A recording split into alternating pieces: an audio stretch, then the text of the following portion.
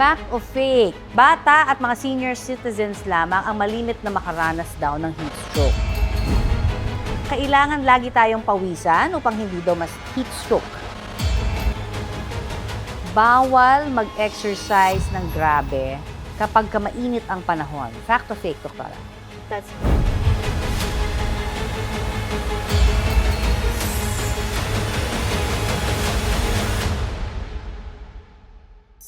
Welcome to another episode of Happy and Healthy with Connie. At ngayon pong napakainit ng panahon, pag-usapan natin ang tungkol po sa heat stroke. Ayaw natin mangyari yan sa kahit na sino, kaya gagabayan po tayo syempre ng eksperto ngayon pong araw na ito. Makakasama po natin ang isang magaling na thoracic at cardiovascular surgeon. Graduate po siya ng medisina mula sa UST Faculty of Medicine and Surgery at diplomate.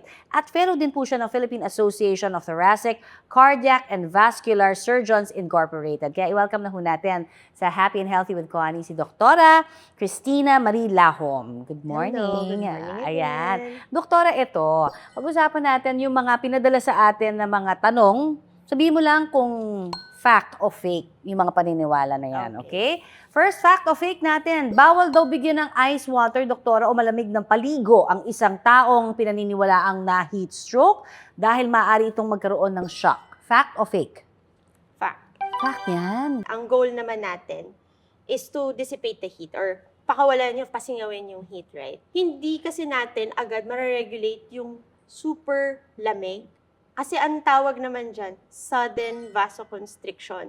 So, ang ano natin kapag mainit, naka-dilate or lumalaki yung mga ugat, right? Oo. Kasi nga doon sila pupunta, doon sila marirelease ng heat, ganyan.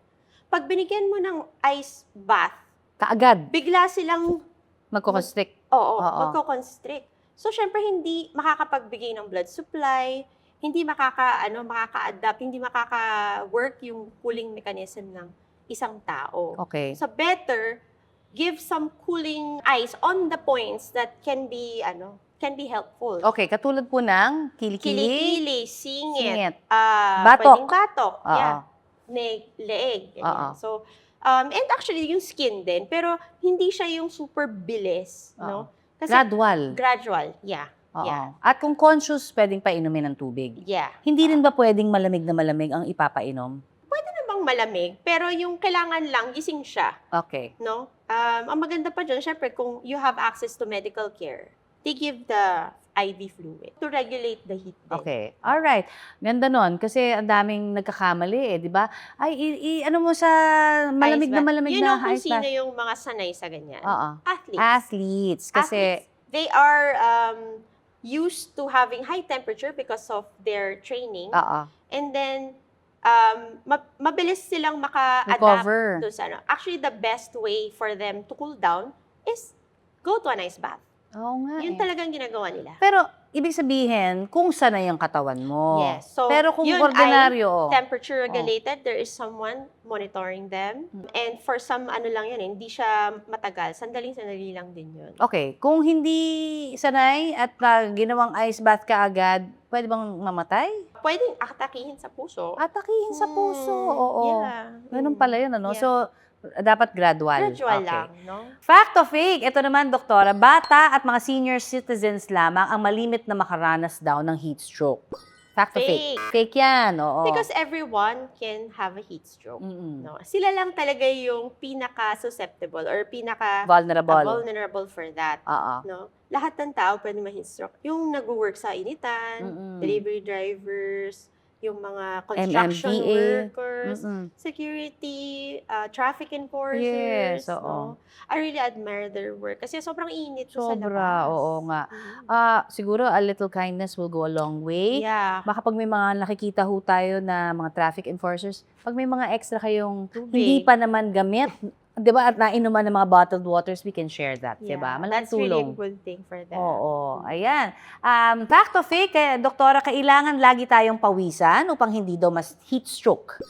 Hindi siya totally fake, no? So, we need the sweat. We need it. Kailangan natin yon para ma-cool yung system natin. No? Mm. Pero hindi naman lagi, no? Hindi naman super lagi. Tsaka kailangan, mababa din yung humidity. Hindi Oo. makaka-evaporate yung ano natin, yung sweat natin. Kapag mataas ang humidity, mas lalo ka pang hindi ma-regulate agad. Okay. Yeah. Itong huli, fact o fake?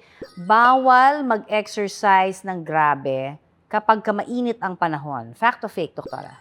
That's a fact. Mm-mm. Sige, no?